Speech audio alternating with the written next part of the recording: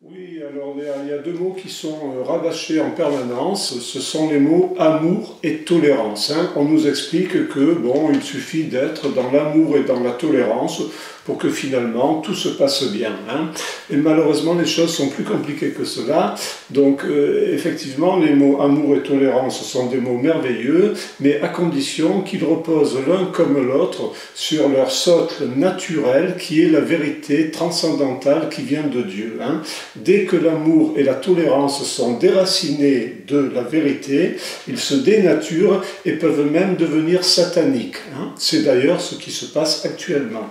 Alors, deux exemples très simples pour illustrer mon propos. Au nom d'une fausse tolérance, donc de la tolérance, mais d'une tolérance qui ne repose pas sur la vérité de Dieu, qui est déracinée essentiellement de la vérité de Dieu, au nom de cette fausse tolérance, on fait l'éloge de la pire des intolérances, qui est bien évidemment d'assassiner contre son gré un enfant innocent, sans défense, qui ne demande qu'à se développer. Hein, c'est l'avortement.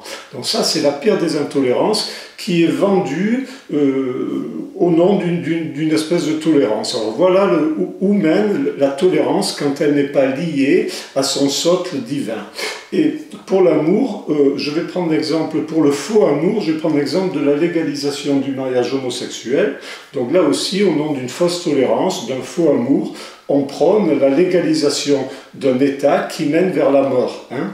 Et ce n'est pas de l'homophobie, puisqu'il y a beaucoup d'homosexuels qui sont contre la légalisation du mariage homosexuel.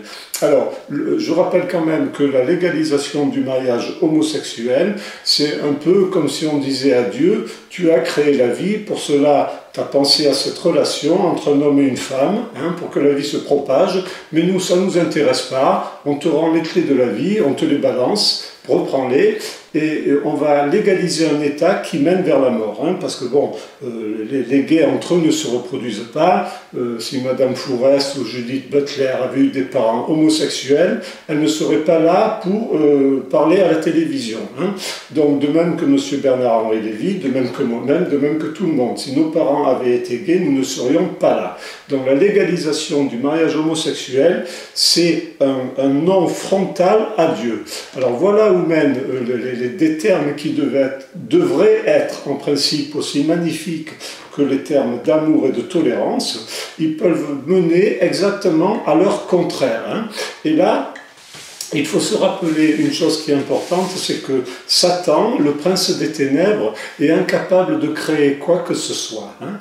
Donc il est obligé de se servir de ce que Dieu crée, il s'en accapare et il dénature les mots de Dieu. Alors effectivement, l'amour c'est fondamental. Le Messie d'Israël, Jésus-Christ, a dit « Aime ton prochain comme toi-même » ou « Aimez-vous les uns les autres comme je vous ai aimé ». Donc c'est un mot fondamental. Mais « Aime ton prochain comme toi-même », ça ne veut pas dire « Fais n'importe quoi », ça veut dire « Aime-le comme Dieu voudrait qu'il soit ». Hein, c'est pas du tout pareil. Donc, Satan, qui est incapable de créer lui-même, parasite la création de Dieu et la dénature. C'est d'ailleurs pour cela que les pires mouvements sataniques, alors donc qui propagent la culture de mort, l'intégrisme féministe, les lobbies gays, la franc-maçonnerie, une partie du bouddhisme, etc., qui mélangent, enfin des faux bouddhistes, disons, les bouddhistes occidentaux qui n'ont même pas lu la Bible et qui, soi-disant, se convertissent aux bouddhistes, hein, qui vous font la gueule si vous écrasez un cafard, mais qui, parce qu'il y a peut-être Bouddha, Krishna ou que sais-je dans le cafard, mais qui sont pour l'avortement. Voilà. Donc ça, les plus beaux mots de la parole de Dieu, Satan les prend et les dénature, les falsifie. Il amène la corruption dans ces mots. Hein. Donc ça, c'est très important à remarquer. C'est pour cela que quand l'Antichrist viendra, il n'aura que le mot à bouche et tolérance à la bouche. Hein. Ça, il ne faut pas l'oublier. Donc l'amour et la tolérance sont des notions merveilleuses, mais à une condition, c'est que ces termes doivent être liés à la vérité. Hein. En fait, il y a un mot en hébreu, c'est le mot tové, qui veut dire à la fois vrai, juste et bon.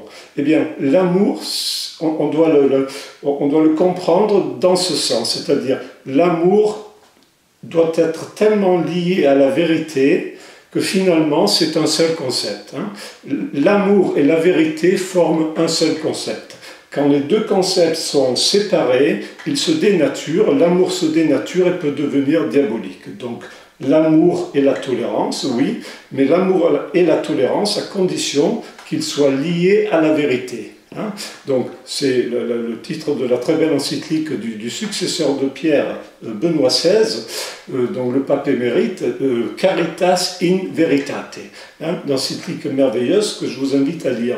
Et donc l'amour, oui, mais l'amour dans la vérité. Quand l'amour est déconnecté de la vérité, de même que la tolérance, ça devient diabolique. Et on le voit avec la promotion de la culture de mort satanique, qui, soi-disant, repose sur la tolérance et sur l'amour, mais qui, en réalité, est un mouvement qui va vers la mort et une attaque frontale contre Dieu, les deux pierres angulaires étant l'assassinat des enfants à naître, l'avortement, et cette infamie contre Dieu et nature, qui est la légalisation du mariage homosexuel.